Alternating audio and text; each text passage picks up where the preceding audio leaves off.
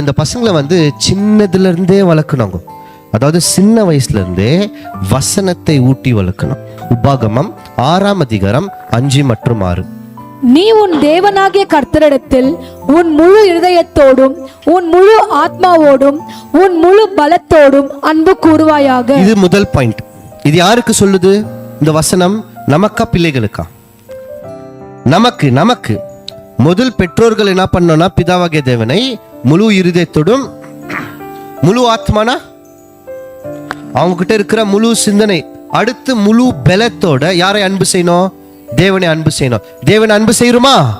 அன்பு செய்யறோம்னா அடுத்த வசனங்களை நாம் கை கொள்ளணும். அடுத்த வசனம் என்ன சொல்லுது?